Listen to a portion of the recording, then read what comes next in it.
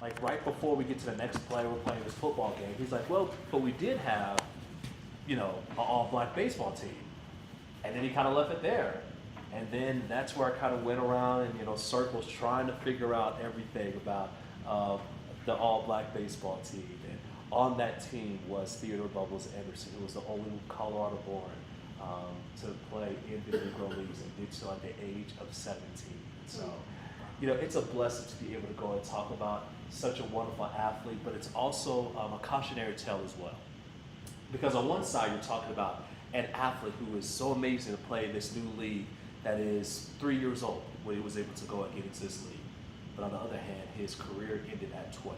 So imagine you being so good that you're able to play with several other Hall of Famers, like baseball Hall of Famers, right? In this brand new league amongst grown men, and then your career ends in just 4 seasons as it just starts. And so it's a wonderful story. It's a story that I'm constantly learning more about. And I think it's something that we should all know, we should all embrace as well, to be able to learn more about Theodore Bubbles Anderson.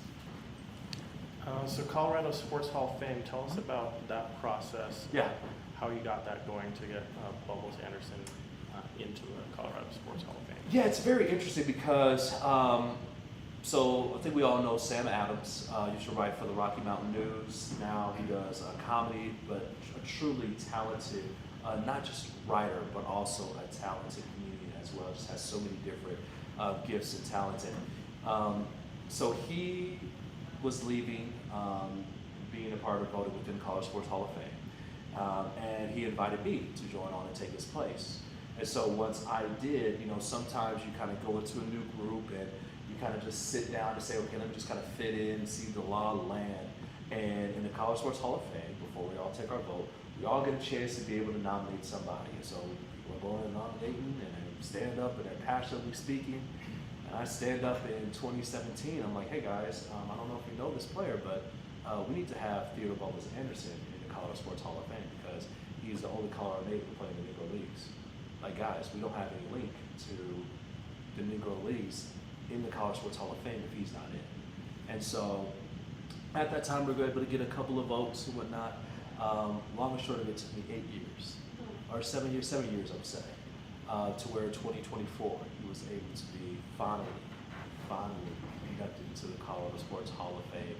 And me being the only African American on the voting committee, it taught me a lot about how to be able to work with others who are not your ethnicity, frankly, to be able to go and talk about the importance of that. And even when I made the speech 7 years later, there's more so than standing up and saying, hey guys, we are incomplete.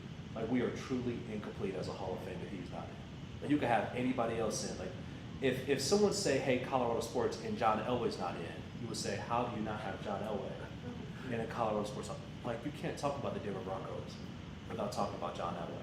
Or you can't talk about Colorado's influence in the Negro Leagues without talking about Theodore Bubbles Anderson. So that's the same way that I felt, and it's blessed for him to be in. We live in a time politically where some of these stories are attempted to be erased from history. Recently, you saw Harriet Tubman was erased from the National Parks website before some uproar, and people eventually got her back on there. Similarly with some military vets like Colin Powell, and before that was reversed as well. How important is it to tell these stories and have them be cemented in history? And you kind of mentioned you have to advocate for yourself and for these stories. For sure. You also can add Jackie Robinson as well. That was another name that was taken off and then finally put back on within the military website as well. What really helped was it's easy to take away something or to find it insignificant when it's just saying, well, it's just black history, so it's just their history and we call it that. But when it's all of our history, that it's hard to deny it and to say, hey, this is our history. And that's what really, I believe, helped get over the top. Yes, it is black history to talk about Theodore Bubbles Anderson, and we're not shy about it. I'm not shy about it. Like, it is what it is. In the same way, though, that is Colorado sports history. That is our history. That is our lineage. We could all take a grasp of that and say, hey, I don't know if you know this, but did you know about this guy who played in the Negro Leagues when he was only 17? I know you were talking about all these other different, Hall of Famers in baseball history and everything, but we have somebody who's possibly the youngest to play in one of the greatest baseball leagues in history, and he came from Denver, came from our hometown. That's something to be able to celebrate. Like, that's extremely important to be able to go and talk about. Furthermore, there was this tournament called the Denver Post Tournament. And so, Denver Post Tournament is, you invite all these players from around the country at the time, and they will come here playing the Denver Post Tournament. Long and short of it, the Denver Post Tournament was integrated, I want to say in 1934, and this is when the Kansas City Monarchs came down. I'm going to play it in there. Oh, excuse me, let me not say 1934. Let me actually get that date more correct. We'll go ahead and step back on that one. But I'll just go with this, is that the Denver Post Tournament, when the Kansas City Monarchs came and played in the tournament, we were the first integrated tournament in the country. So think about that. When you talk about Jackie Robinson, years before Jackie Robinson was integrated baseball, or reintegrated baseball, because it was already integrated before, right, with Moses Fleetwood Walker. But when he reintegrated it, it was done with the tournament that we had with the Denver Post Tournament. So you can make the argument that if it's not for the Denver Post Tournament, then there's no Jackie Robinson. And then if there's no Jackie Robinson, then you don't have integration in baseball.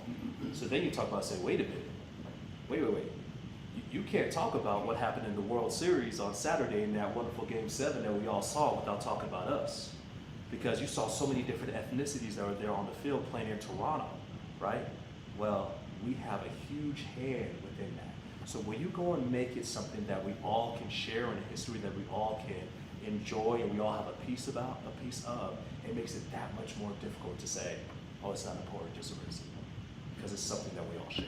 And that Denver Post Tournament was actually, like, for me, I only recently learned about that as well, but there were big names in that tournament, like people are more familiar with Satchel Paige or some big name players who played in that tournament. Babe Ruth played in it?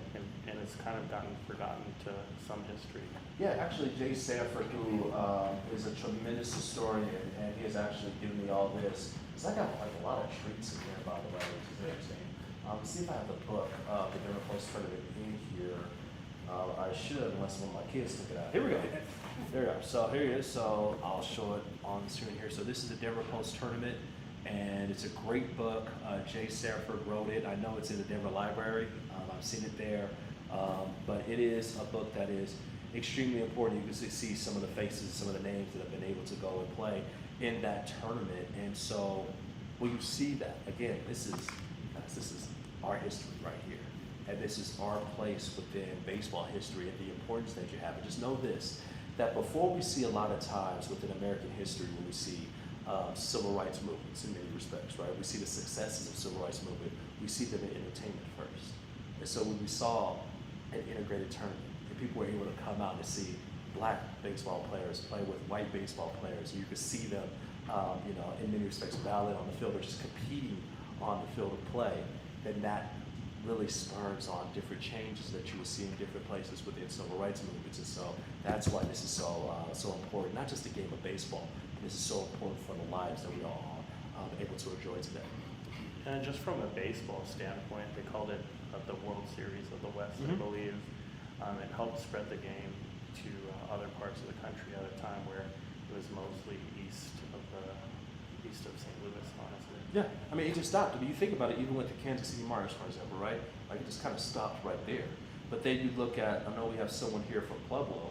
We can look at the Pueblo pastimes that started off in the late 1800s, right? So baseball has been around for a while, but the notoriety that you have when you talk about on a major league level, I mean, to be honest, it really stopped, like you said, within the St. Louis area, right? Not going west of the Mississippi, or then you have Kansas City as well. But then you look at a lot of the minor leagues and how they were able to go and continue to grow, and then it comes over here to Denver.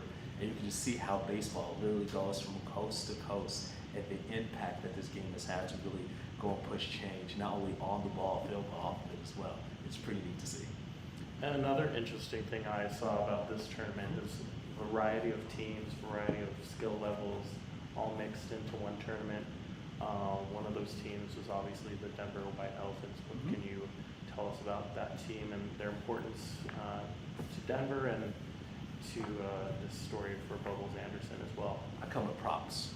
I come with gifts, as we like to say right here, okay? So this is the Denver White Elephant. I know it might be a little bit hard to go and see. We've got the camera right here. Go and take that picture. Take a picture. There you go. He said he got it right here. But if you take a look, you can see this is a picture of the Denver White Elephants. There's an all-black baseball team, the longest-lasting all-black baseball team. And they're around from 1915 to 1935, so 21 seasons. And the owner of the Denver White Elephants is a guy by the name of Albert Henderson Wade Ross. Now, if you say, why is that name so important? Just think of the name, Albert Henderson Wade Ross. But there is a building right now in 5 Points that still holds his name, the Rossonian. So when you think about, wait a minute, the Rossonian is up, we can literally touch, feel, and see history right now, and you can see the impact that it has made in Denver. So for me, I'm like, hey, let's get the Rossonian back. Like, it's not just something that was amazing for jazz musicians to be able to come down. It tells the story of that, where, hey, this is a place where black musicians can go and play, where they be able to entertain and make money and be able to feed their families. But it's also a place that's still alive today.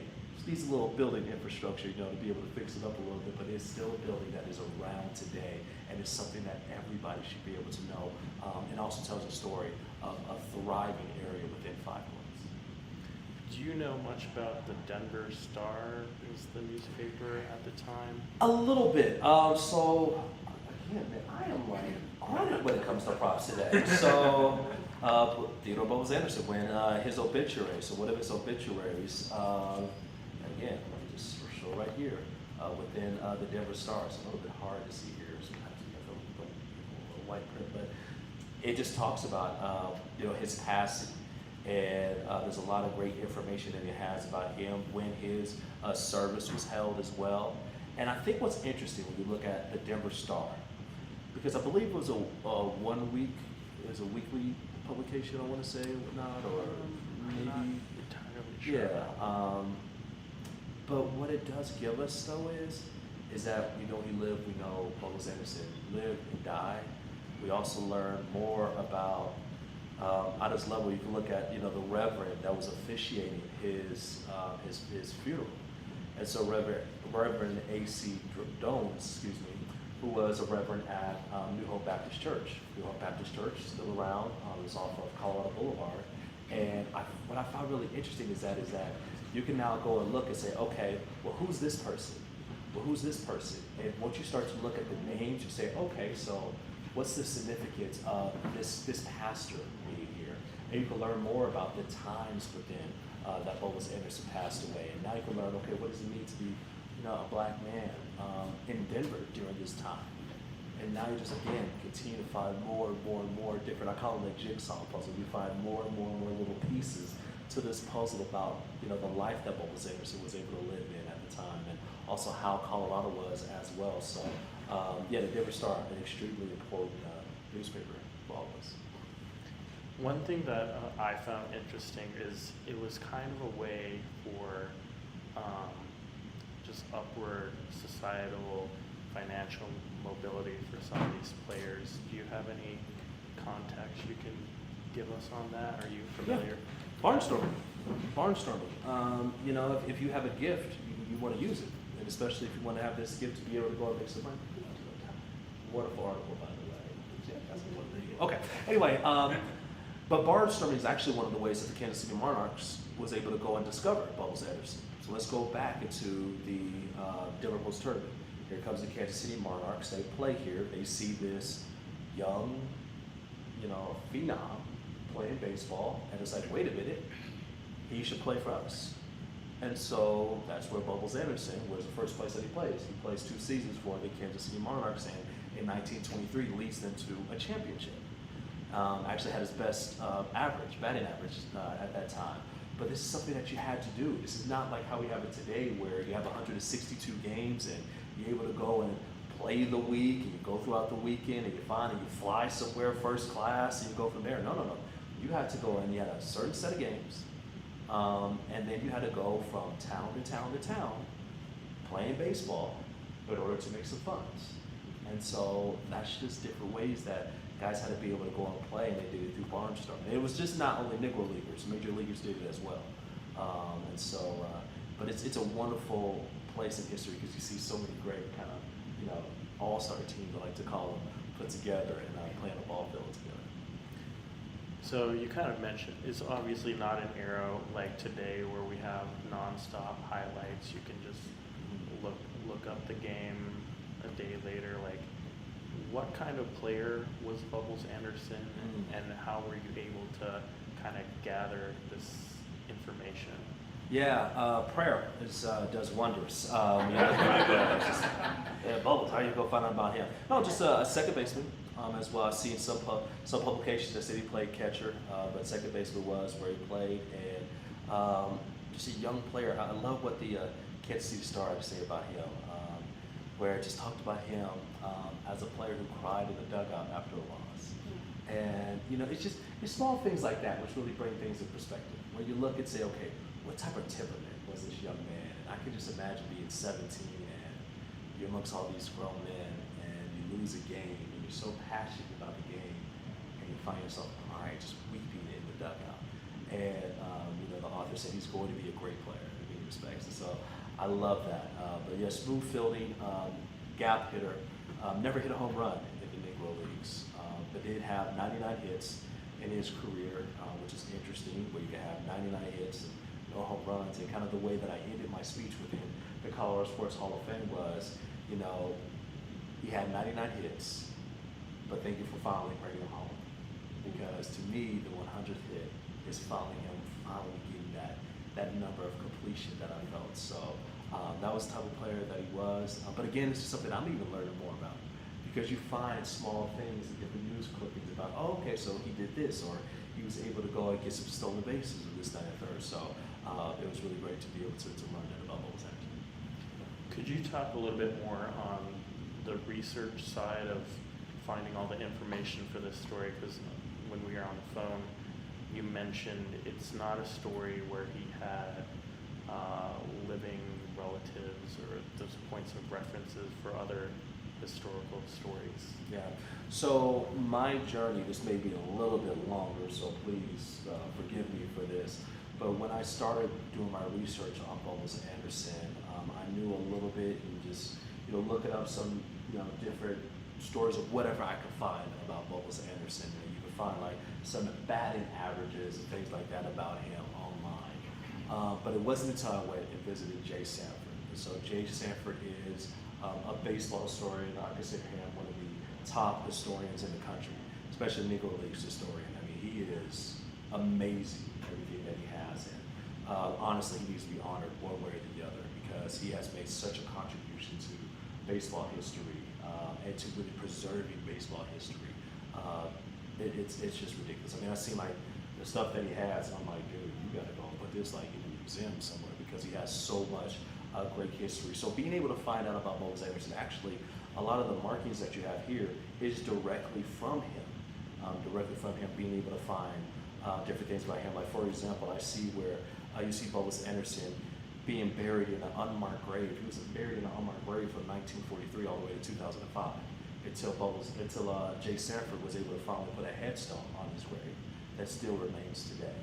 And so for me, it was just doing slow research, looking up numbers, being able to call different individuals, and you find out more numbers as you can about him. I think what's interesting is you just try to verify as much as you can the numbers, right, about Bubbles Anderson. But it was fun to be able to do a story originally that I did in 2012 for Denver 7.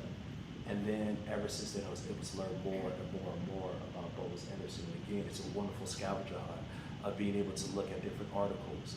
Even Dave Platty, who is a former SID within Colorado Buffaloes, assistant athletic director, was able to go and give me a couple of clippings that I had no clue about. And he was like, hey, I just found this on Bubbles Anderson. Like, I found out about his first game, he went 3 for 4. And I was like, well, how do you know he went 3 for 4? Well, Dave Platty was doing stats for the Colorado Rockies. So he's able to go and read the box score and say, hey, this is even though I know how to like read a box score, he's able to say, hey, this is actually specifically what happened per inning. And so it is really cool to be able to do that. I think the one thing that I've learned is that this is not just a solo project. This is something that is a community project. And it goes back to something that we talked about earlier, that it's not just one person's history. It's everybody having a chance to be able to contribute to within telling this story about Theodore Bubbles Anderson. That, in my opinion, is still not done yet. There's still more to learn about him. There's still more to learn about different guys that he played with and the lives that they lived, the impact that they had within Colorado sports, within Black baseball history as well. So to be able to have the assistance, to be able to have that help, just more paints a wonderful portrait of the story. Is there much known about him as far as his personal life? Because it's very vague. Like you mentioned, his career was cut short, and he also died at a young age as well. Yeah, died at the age of 38. Actually, according to his death certificate, which I have, again, props, people. Props, they do a lot. But died at 38, and died of a gastric ulcer. And so when you talk about his personal life, Jay Sanford said that he spoke to a relative of his, an aunt of his, and like in early 90s. So he got his death certificate in 91. So imagine around that time that he was able to go and speak with her. But just said a couple of things about Bubbles Anderson, about just how he was, but there's not really that much that is known about him, which is why every time I see something in a newspaper and I dig it up, I'm like, oh, this is something else I've learned about him. Like, it's really cool to be able to find and see that. But what is known is that he was never married, didn't have any kids, and so was also a janitor as well. But he did serve in World War II. And so you look at this, all the different things, it's like, okay, this is what he did. And I don't know the significance of being a janitor. I don't know the significance of, frankly, being a black man during that time, in the early 40s, late 30s. And is that the only jobs that were available during that time? I don't know. But I do know that he was homesick, was coming from playing with the Indianapolis ABCs. And so he was on the road going from there to play the Kansas City Monarchs, and during that point just got homesick at the age of 20 and decided to come back to Denver. But again, so you see kind of the reason why it's like, hey, there's not a lot, but once you find something, it's like, oh wow, this is something else that's new, or this is something else that's new. So that's what makes it pretty cool.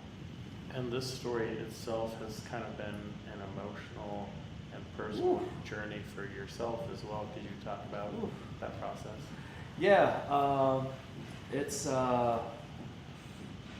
now you go, maybe just like tear up. My goal was to get Justin to cry. Like Baldwin Walters would do all these interviews, and people are like, I'm not gonna cry. You see him with like Kleenexes and everything. Keep me there. It is on a personal level. I was doing an article. Oh no, I wasn't doing an article. I was working at Mobile High School, so that's my alma mater, and I was talking about this a little bit earlier. And I was working with affectionate needs students. So at the time, I was a paraprofessional, and this was 2009, going 2010. And they had a book on baseball, big book on baseball. So I know a little bit, about baseball history, and I'm like, okay, well, I see a black face somewhere around this thing.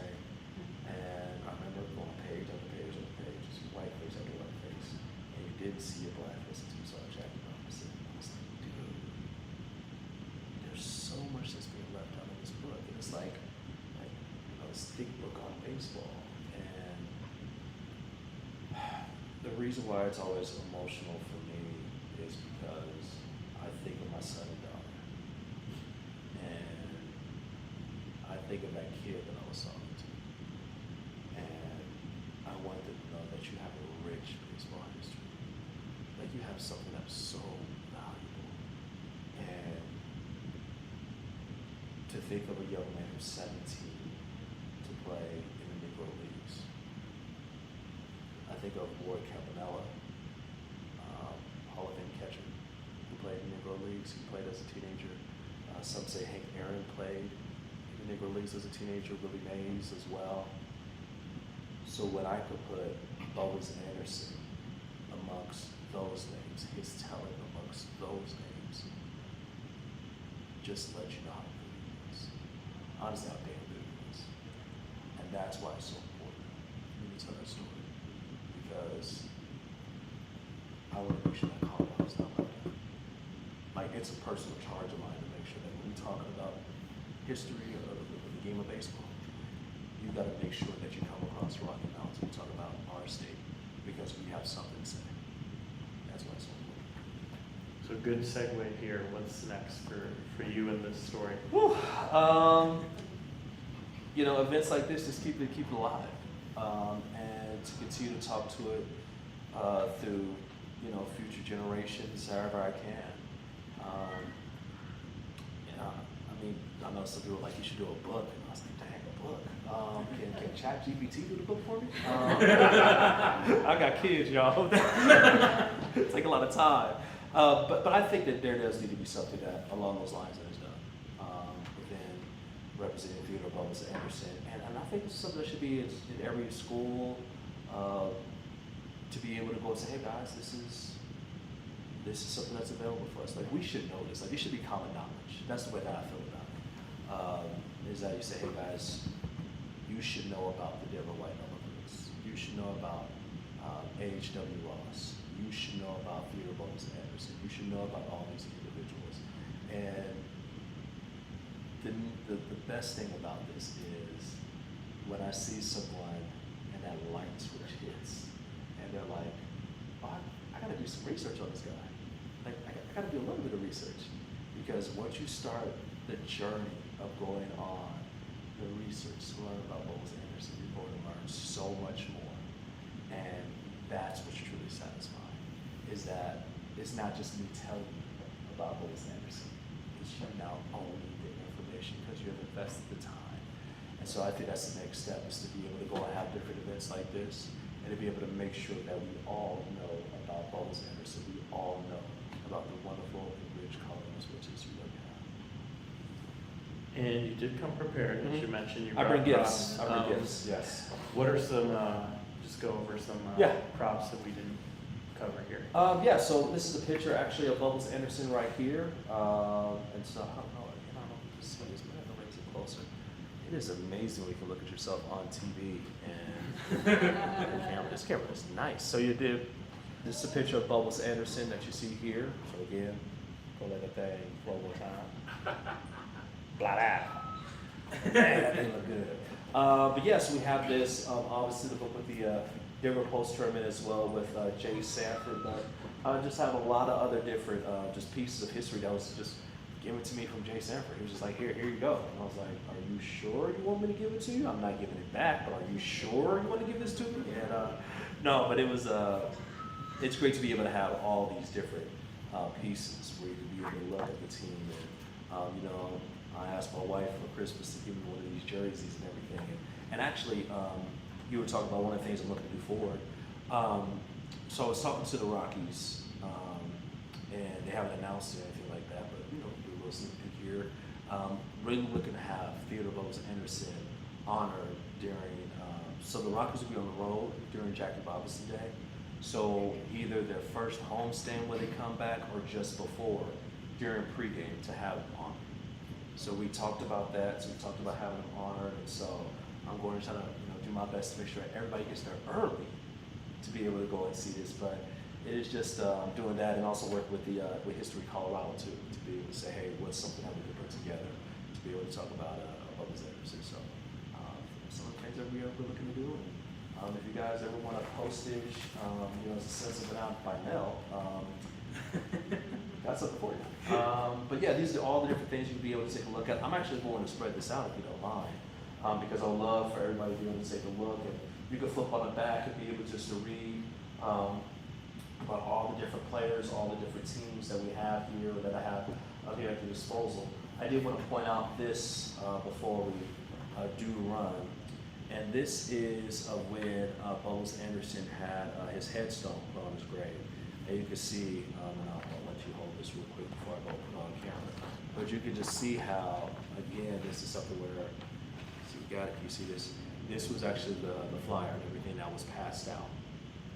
And it's just to talk about him, and you can look on the back, and if you're curious, you can see where he is at the Fairmont Cemetery, Fairmont Mortuary right now.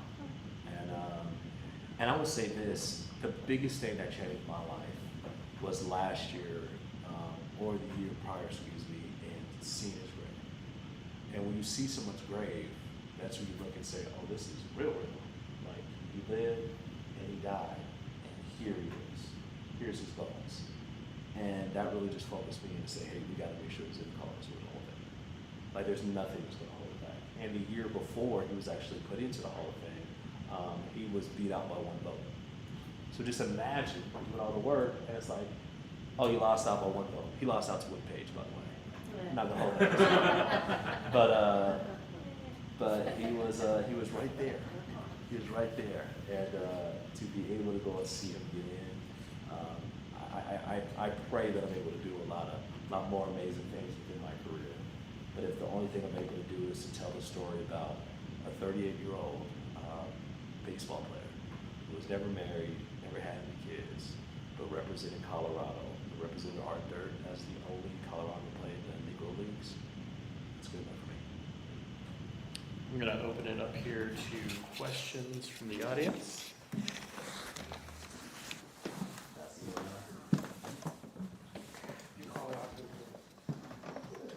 Yeah, folks, just raise your hand if you have a question.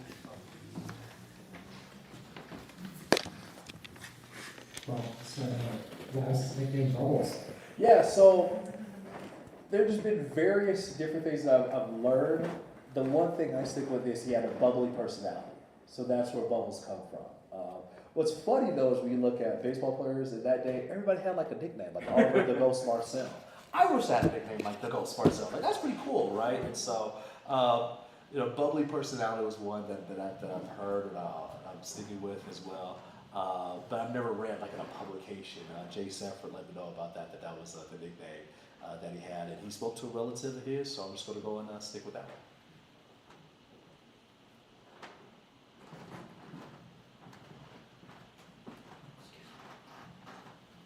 Where did the team names come from, like the Denver White Elephants Yeah. and the Kansas City Monarchs? I've always found that pretty interesting. I don't know specifically about the Monarchs, but I do know with the Denver White Elephants is when you think about a white elephant gift, what is it? Hey, you have all these different gifts inside, just random gifts, and you just put your hand in and you grab one. So the idea is with the Denver White Elephants is you just have this collection of black baseball players that all come together, kind of this collection of all-stars, and they play together. So that's where you have the Denver White Elephants come from. And it's pretty cool to be able to see that name, and pretty cool to be able to see like the jerseys and the colors. I actually have the hat and the jersey at home, so forgive me for not bringing that prop as well. But it's really cool to be able to see just how they have been developed and everything from there within that team.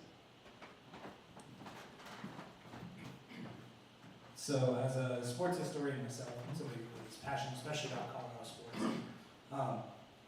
how much of an impact do you think the Denver Post tournament had in, say, like Bob Howsam getting ready to start, trying to get a major league team here in Colorado, getting bought out by the MLB and then starting the NFL, which gave us the Denver Broncos. Right. How much of an impact do you think having that series here kind of bled into that? I know it's 30 years apart, but how much of that do you think kind of played into that role? Well, I think anytime you have the successes of a tournament of that, I mean, baseball being the #1 sport, right? Anytime you have that, especially the city of Denver, kind of could show that you could be able to have a professional franchise here. You think of the, I don't want to say Arena Football League, obviously, I'll just say the AFL for sure. But to be able to go in, say we could hold a tournament, we could be able to go in, and you just think of more and more people coming to Denver as well. I think it's extremely important to be able to have successes of the Denver Post tournament. And don't forget, it was started by the Denver Post itself, right? And so to be able to have the sports editor at the time, actually, the Denver Post started the tournament. And so to be able to go and have that is that extra layer that will be able to go and help out the city of Denver, be able to have a team like the Broncos to be able to come into town, and then other several professional teams. But also when you talk about baseball, you had other minor league teams too, right? The Denver Bears, Denver Zephyrs, right? To be able to come here, which then transformed into what down the road? The Colorado Rockies. So to be able to have all these different teams, to be able to have them profitable and successful, now you can be able to have different teams as well. It's not just the Broncos we're talking about. You can talk about the Denver Rockets too, right? You have the Denver Rockets, which turned into the Denver Nuggets that we have today, right? And so, Colorado Rockies, which at first were the Colorado Avalanche, which at first were the Colorado Rockies, right? When their first go around here, they were actually the Rockies, and they are now the New Jersey Devils. And so you just see kind of like how different teams were able to come here, but you first had to have something that were able to show that you could have some sort of stability to be able to come back to, and I believe that's why the Denver Post Tournament was so important in order to have those professional franchises. So my question is, how long did it take to do this project, and what was your favorite part about it? Yeah, my favorite part. So let me go with the first part. I would say I started in 2009, just off of curiosity, because I graduated college in 2009. And again, once you graduate college, you should find a job, which makes perfect sense while I was playing video games like all the time. And so, but that's when the curiosity started. And so I began working at Channel 7 in 2010, and I really jumped on the story in 2011. Actually, I could tell you, it's so weird how my mind works. The Broncos were playing Cincinnati. I want to say, was that 09? No, because Tebow was here. When was he drafted? 10? 2010. 2010, right? Yeah.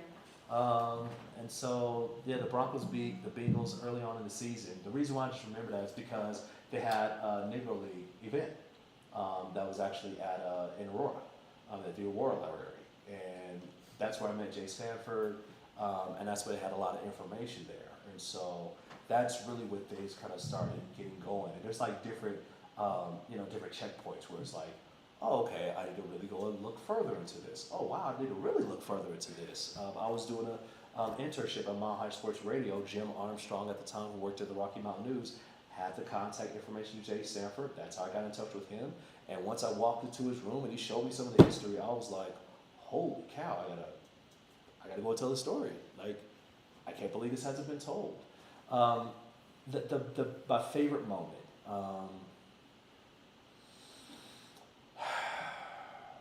My favorite moment is anytime I see somebody say, I didn't know this. I didn't know it. And you can tell they start doing research on their own. That's my favorite moment. Because it could be one thing to say we finally got that vote to get into the Colorado Sports Hall of Fame. Like, I dreamt about that moment. To be able to do the speech. Because voters generally don't do speeches. And because you didn't have any living relatives, at least that we know of, to be able to do it was fun, but truly selfishly is when anybody takes a moment to say, let me go and take a look at this for myself. That is my favorite moment. And that will always be my favorite moment, is when somebody does that.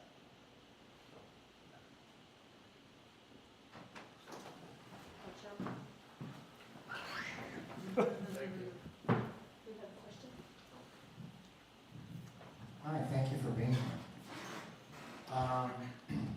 Many years ago, I watched all of Ken Burns' baseball. Yes. And we all love him. And I spent most of my life in Los Angeles, so I'm a diehard Dodger fan. So I have a special place in my heart for Jackie Robinson. Yes, sir. Not for what he did on the field, but for what he did off the field. Yes. And a lot of people don't know that.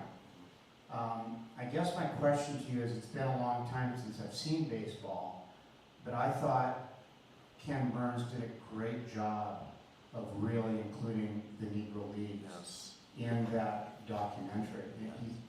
That was a big part of it. And I never knew that it was so vast, that there were so many teams, and that it was such a big thing.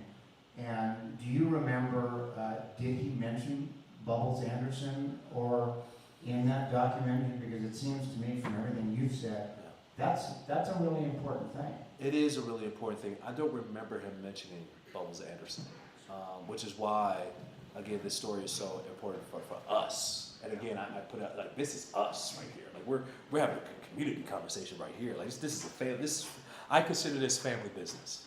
Like, we could be having this conversation. I don't remember him having that about Bubbles Anderson, but frankly, I don't know how many people have a conversation about somebody who hit 251 for their career, 99 home runs with no home runs. 99 hits and no home runs, right? And you could say, well, the numbers aren't, startling, or they're not like, all-star numbers or whatnot, but it's just the significance of having somebody who came from here and playing in that league. That's the significance. I mean, I could care less about the numbers. I'm looking around and saying, hey guys, we don't have anybody who has represented that amazing baseball league from our state in our Hall of Fame. And so I don't remember that being in there, but that's another reason why it's important for us to tell our story.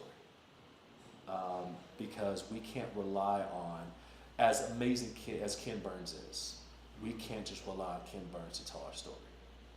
We have to be able to tell our story. We have to be able to tell our story well. Like, this is something where I should be able to leave here and somebody else could be able just to pick it up from this crowd right here. Like, that's the way I feel about Bubbles Anderson. Because it's not mine. It's not mine to hold. It's mine to be able to share with everyone. And so that's the way that I feel about the story. But baseball is a tremendous documentary, and everybody should take out the time to be able to go and look at that, for sure. Go ahead.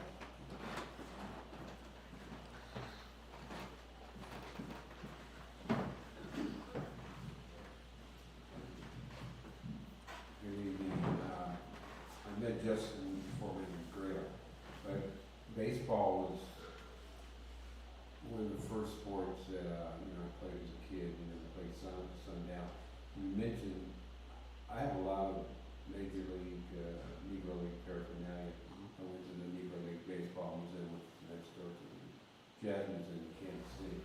And I was pretty remarkable and amazed at these history and artifacts. But as I was telling Justin, I lived in a block in Park Hill with a gentleman named Byron Johnson. And he had a nickname, speaking of nicknames, they called him Max, because he was African American, and I don't know if his other parent was Anglo, Mexican, or whatever, but as I was telling you, I got to meet his son. His son was a pretty good athlete, but I have some white elephant items too. But also, baseball is just one of those sports as a kid that you played. I got to go to Dodger Stadium and see Juan Marichal. And Willie Davis was my idol, all-time idol. So a lot of kids just don't know the depth and the history of Negro League baseball. And it's very interesting. But that's one of the things I would say. But I just find it very interesting that kids don't play as much as, they used to, because of basketball, football, Yeah. and other sports. But that was one of the things I say. I'll think of. Well, no, can I just a couple things on the point that you had. Number one, let's go with kids not playing baseball. And this is not just, aren't there more African Americans playing baseball, just kids in general not playing baseball. Kids are playing, they're not playing the way that we used to. They're not playing where it says, hey, you and me and a couple of friends just go out to the diamond and play. And we'll play all day. We'll just go out there, just what they call it the sandlot. We're just going to play. I have a glove, a friend has a glove. We just have one ball or two balls or whatever. Somebody has a bat, and we're just going after it for hours, right? I think travel ball has a lot to do with that. Honestly, when you talk about $1 billion industry within youth sports, and it's a multi-billion-dollar industry, it tears up the relationships that you would be able to build on the baseball field, because it now has to be organized and now has to be monetized, right? In order for you to play baseball, you have to pay $150 some odd. Oh, and by the way, you need to fly to this area just to play a team that is literally right down the street from where you live. Like, that happens. We do realize that, right? Like, you will play in another state the team that is literally, like, if they're not in the same block, maybe a couple blocks down. You're like, what are we doing, right? You have to pay for hotel, you have to pay for all these other different things, right? Airplane cost, not just registration fees for a trophy that truly just amounts to a paperweight at the end of the day. But let me digress on that one. But when you talk about learning about the history of the Negro Leagues, I think MLB The Show is doing a fantastic job. In the last couple of years, what they have done is actually have stories of the Negro Leagues within their story mode that they have in the game. So if you buy the game, you can actually learn about different players in the Negro Leagues. You can learn about Rube Foster. You can learn about Oscar Charleston, for example. Obviously, Satchel Paige of the world as well. So I think those are the things that you have to have in order for people to learn history, is that while you're playing video games or while you're just doing something for fun and you're on TikTok or whatnot, something comes up and it says, hey, did you know about this about the Negro Leagues? Actually, the Negro League Hall of Fame, they are building up, they are looking to go and have a new building. It's supposed to be like twice the size or 3 times the size of the one that you were able to go and visit. And so that is going to be fantastic to be able to see, because as amazing as the Negro Leagues Hall of Fame is, I don't know, like how many people have been there before? Like, it's a really wonderful place. It's a little bit cramped though. It's tight. Right, it's like really tight. But it's just like, wow, look at all this information. This is amazing. Let me just go and kind of scoot on over, while we had it, right? So it's going to really expand it, give it several different levels, and I believe that's going to help out as well. Also, Bob Kendrick, who is the president of the Negro Leagues, one of the kindest gentlemen you ever see and able meet, and also one of the best dressers too, man. I'm always trying to take tips from him. That dude is amazing. But it's able to have guys who are personable, who also understand how to run a nonprofit, to be able to make it profitable, to be able to go and preserve and continue to forward the story of the Negro Leagues. My only thing that I have when I think about where the Negro League Hall of Fame is right now is that the next generation needs to be prepared to go and take over. At some point, the next generation needs to be able to step in. Some younger individuals need to be able to go and step in and say, okay, now it's our turn to be able to go and pass forward the knowledge that you have learned from Buck O'Neil. Like, actually, I've seen Buck O'Neil, right? Actually, I've talked to him. Buck O'Neil was the one who started the Negro League Baseball Hall of Fame. And so the next generation needs to be ready to be able to go and tell the story to the next generation. So that's my only charge that I'll have for the Hall of Fame. I do remember a couple things. 23rd Welton ballpark, where my uncles and dad used to play baseball. And I can't remember if it was softball or baseball, but that park is still there. And the other thing you're talking about, nicknames, sports and music have been very paramount about nicknames, because you're with a guy constant during the season, and you're always kidding, so everybody has nicknames, whether you're fast or what was the one guy who said you turn out the lights and get home plate and the lights went out or something. Yeah. Cool Papa Bell. Yeah, cool. Papa Bell can go from second base all the way home and turn on the lights at the same time. Just awesome. I'll give you one. How about this? I think you might be mentioning this. Sunny Lawson Park, Right. right by the Blair Caldwell library, excuse me. And if you actually go to the park now, you can actually see a little bit of the etches of it. From what I've been told, if you hit a ball, so when they played there, if you hit a ball out in right field, because it was so short, it would only be a ground rule double. It wouldn't be a home run. So can you imagine like destroying a baseball? And it's like, oh, it went to right, ground rule double. It's like, no, I destroyed the ball. No, right field, too short, no, ground rule double. So, but you could like go there today and see it's like, wow, this is a really short park. And that's where people play baseball. I know there's another area too around here. I want to say Merchants Park. Yeah, that was Somewhere played. That's where did the Bears start there? Yeah. So there was different areas where people played. Some are just covered up now on asphalt, nowadays. But it is pretty awesome to be able to see all the different pieces of history that we have. And you can be able to look back at different books, different photographs, and say, oh, well, there's a baseball park that used to be here. So it's pretty cool. Lastly, I want to say right here in our own state, the Rockies have a vice president of community relations. Yeah. Who's an African-American kid, Dallas Davis, I don't know if you know Dallas, who went to Colorado State and played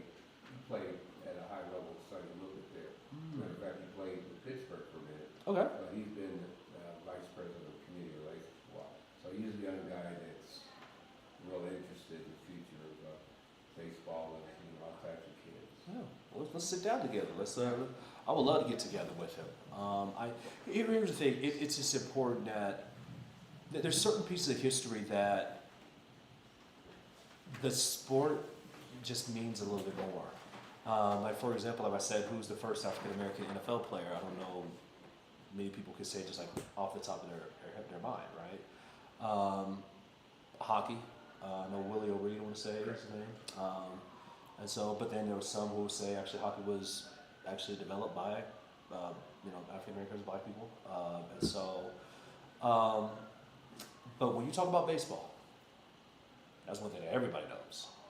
You know how many home runs it is? You can say the home run king is Hank Aaron, Barry Bonds. You can make that argument if you want, but you know about that, right? You know about 756, or you know about 715, or 715, right? You know Babe Ruth is 714, right? You know about how many single season home runs there are. You know about 73. You also know about Jackie Robinson. There is something about the game of baseball that even as it has been moved, as football, as professional football, and college football has moved into really the pastime now of America, baseball is still something where the knowledge is known for the most part by all sports fans, one way or the other. And there's other pieces within those other sports, right? NFL and college football that you don't hold, that you don't know, but you really don't hold as significant as baseball has. And so it still has the heartbeat of our country. So it's pretty interesting to be able to see that. What other questions? We are here. What other questions we got? I love this. How much do you think the recent adoption by Major League Baseball or of Negro League Baseball stats into its historical catalog, how much do you think that's impacted the legacy of black baseball in the United States and just giving it kind of a new life and really concrete meaning of the legacy of the sport? Yeah, I think you have obviously the two sides, right? We have one side that says, they're upset and they didn't play the same league and, that they didn't play against Major League Baseball players and whatnot. But on the other side, it gives it the, certain things you're saying it's kind of a certification that you needed. And it's really Major League Baseball saying, yeah, these guys were that good. They just didn't have an opportunity. Frankly. I mean, we all know what happened in many respects, right? Literally, there was an owner who said, get these, fill in the racial slur off the field, and that's the reason why that for several decades that there weren't any African Americans out playing in the major leagues. Like that's actually what happened. And so you call that collusion, whatever you want to go with that, right? That's what happened. But in spite of that, you still had a league that was able to come out of that and to be able to go and have some of the best baseball players in the history of the game to be able to get together and play. They didn't play as many games as they did in Major League Baseball, but to have somebody like Josh Gibson to be, tops when it talks about slugging percentage, like he was, man. I think the one thing that I just wish though is it's extremely important that Major League Baseball did that, and it's the right thing to do. I just wish I could have saw, there could have been some video of Josh Gibson going up against, Walter Johnson or something like that, right? Or, and I think Walter Johnson played a little bit well before, even if they would have been integrated. But you just wish that, man, I wish they were able to go and play together. Like, I wish that would have been able to happen. Like I feel like we were robbed, in many respects, of great theater. Not just great baseball, like just a great theater, because that's really what baseball is. Like, the game of baseball is really just, yeah, you got all these guys out here in the outfield, you got a catcher and everything, but at the end of the day, it is one-on-one battle. It is the pitcher and the batter. That's the game. It's the pitcher and the batter. And you're trying to go figure out a way how to go and get somebody out on one end, and on the other hand, somebody's trying to go and hit with a round stick on a round ball, which is one of the hardest things to be able to do. But to try to go and get that into play or get that over the fence, that is a beautiful game, man. Like, that is awesome. And you could, I think, did anybody see Game 7 by any chance?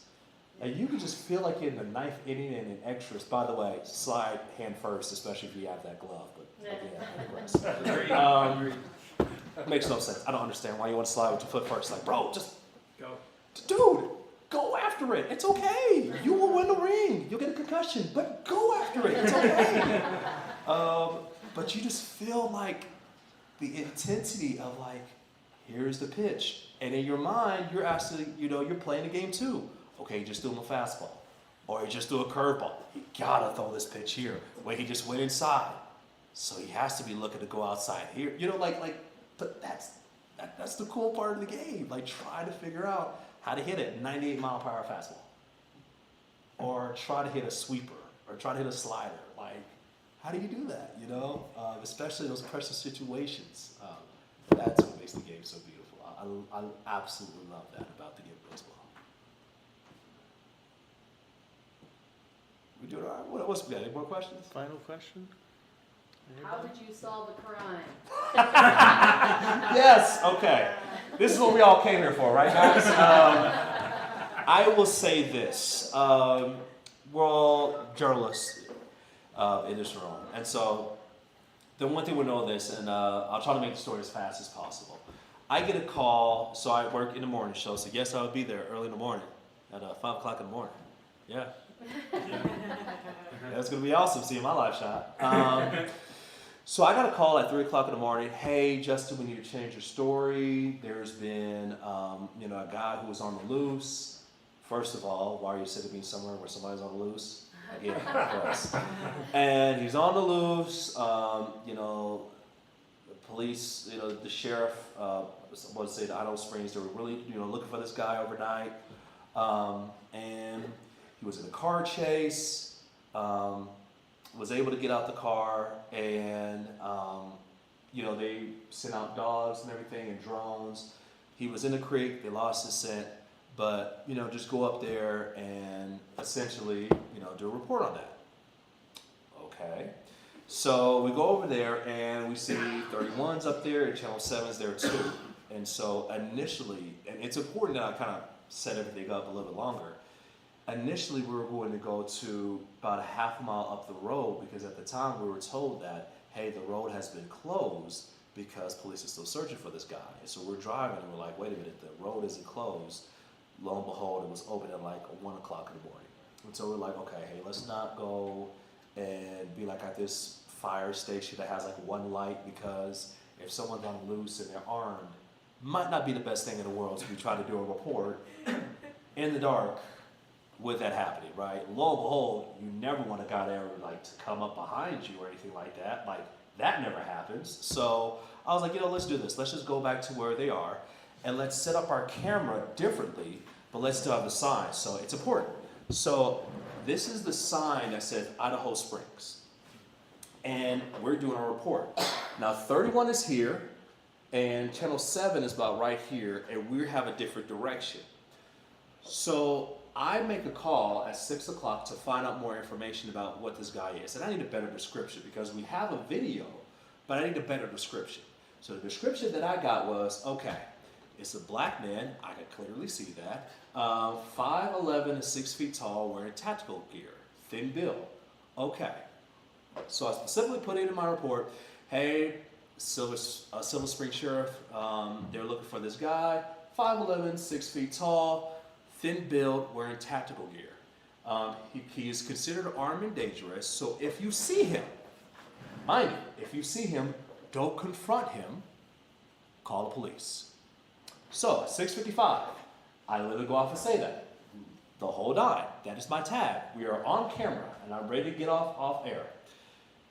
As soon as I get done finishing that up, and I go off air, my photographer's eyes are like drawn off, and he's kind of like pointing. I'm like, dude, what are you pointing at?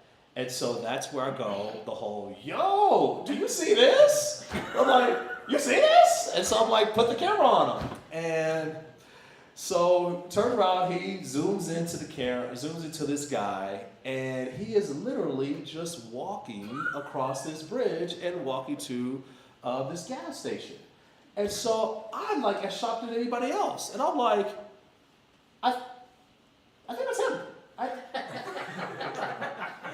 I think that's him. I'm not too sure. So again, it's 6:55, 7 o'clock I have a hit to do because we have to do it for a stream. So I just go through the same thing on air and everything. And afterwards, I call the station, I say, hey, I think we may have found him. What should I do? And they're like, Justin, you literally told everybody on TV that if you see him, don't confront him, call police. And I was like, yeah, can you call police? Is that okay? So call police, and about 10, 15 minutes later, they call us back. And you know, have you ever like spoke to somebody and they have a secret for you, but you know on the other line they really want to tell you what that secret is? So here comes the police officer. It's like, hey, do you know the person that you just called on? I was like, yeah. We just found him. That was the guy we were looking for. And apparently, this guy was robbing houses for the last couple of weeks before that. More so, the video that we had was actually from Monday. This story happened on Friday.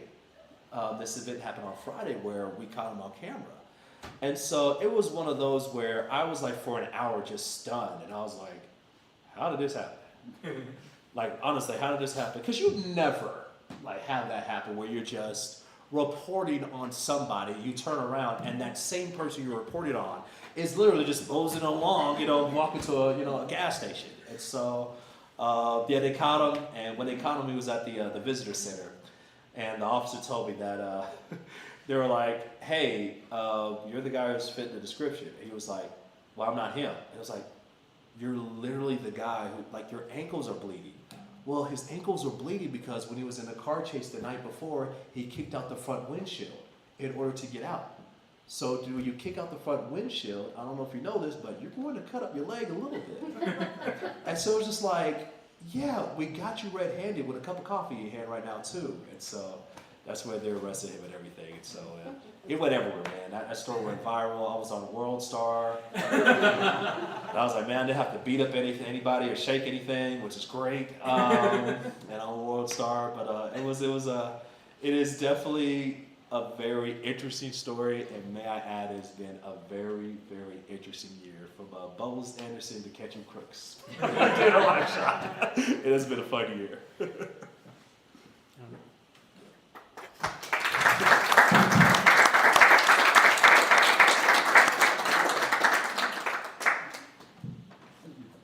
I have a question. All right, let's do it.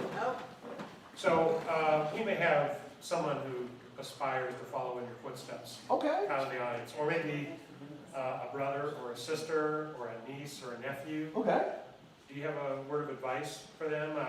How should they go about and be somebody who maybe can follow you in your path in journalism, as a voice, everything you achieve? Yeah. Are you speaking specifically with discovering guys like Bowles Anderson or anything like that? I mean, in your career. Well, in your career. Let me say this. The quote that I live by is from a guy by the name of Howard Thurman. He was the mentor of Martin Luther King Jr. He had a book actually called,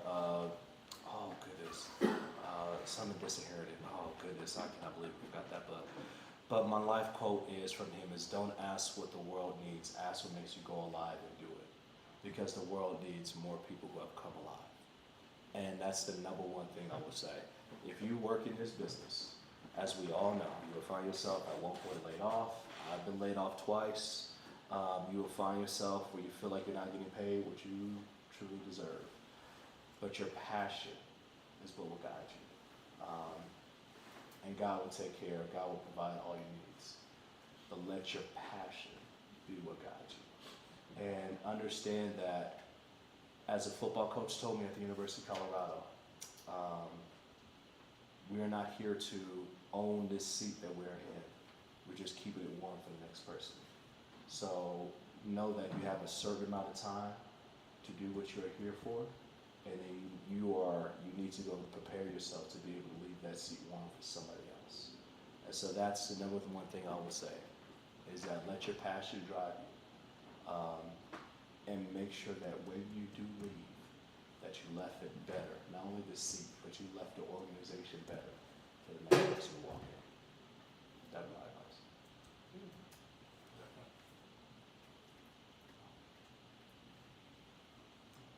Anything else? By the way, can I get a picture? pictures. Did you take pictures, by the way? It's so weird. Everything's been like social media. I gotta put it on social media. But Yeah, you got some pictures? yeah, not very good ones. I know you're close, but I just thought. Girl, come on. Hold on. No, you deserve to be up here too. Come here.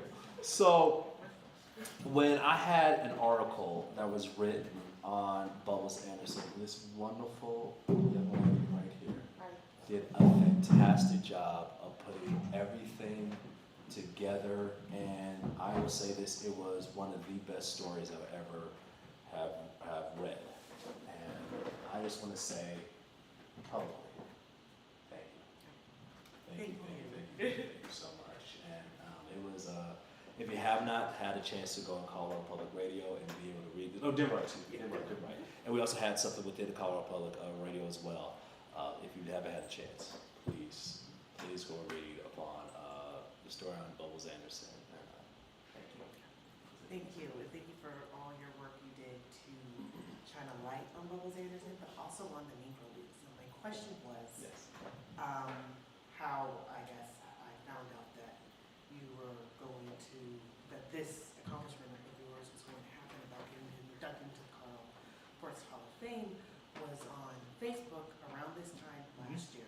Did you think a year from having that post of saying that he was going to be inducted in November 2024, that November 2025, that all what transpired from April to now would have happened? Do you expect that all this happened? You know, I think the question was asked earlier about, broadcasting journalism and everything.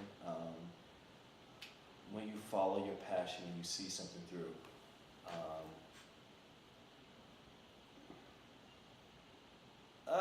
boy, God, see, I always do this. The easiest thing you can do is give up. They quit. The easiest thing is,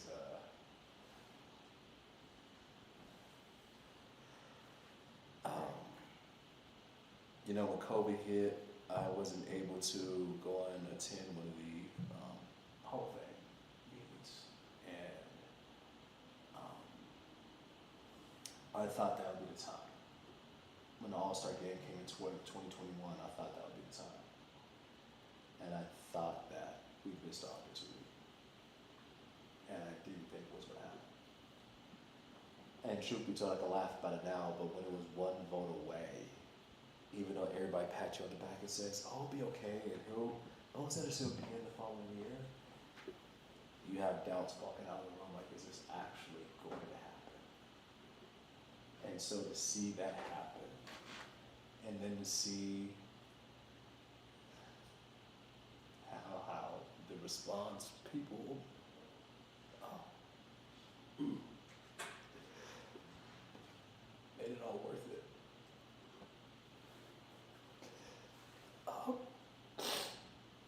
Because there was a lot of times when the things were happening. And I know it was going to be lost in history. And to see not only him in the Hall of Fame, but to see people like, we want to learn more about it. Yeah, that means everything. So,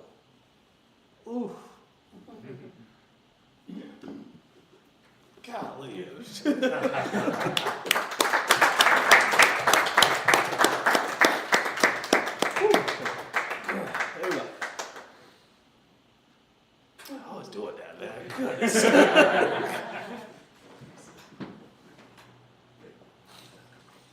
Whew, okay. All right. Any more questions? I guess.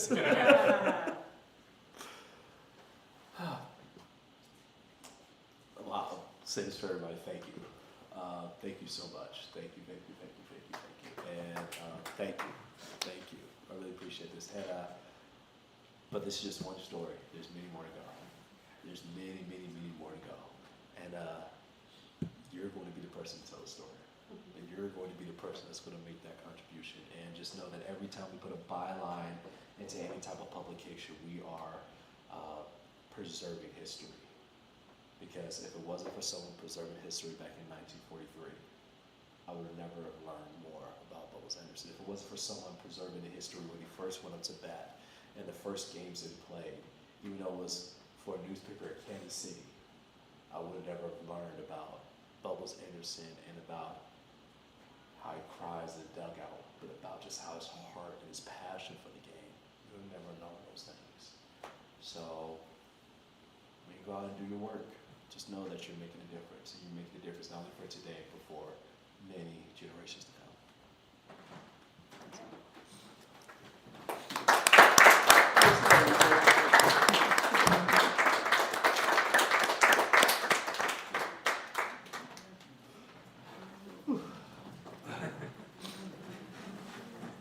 Thanks again for everyone for coming out, and thanks again to Justin for being our guest tonight. Again, this event was brought to you by SPJ Colorado Pro. SPJcolorado.org is our website.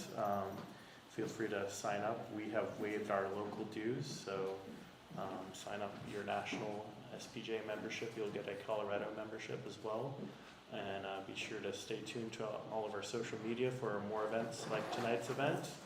And this was live streamed on YouTube. Our YouTube channel is SPJ Colorado Pro as well. So this live stream will be available later tonight and later this week to watch later. Thank you. Thanks, Justin. Thanks. Appreciate you.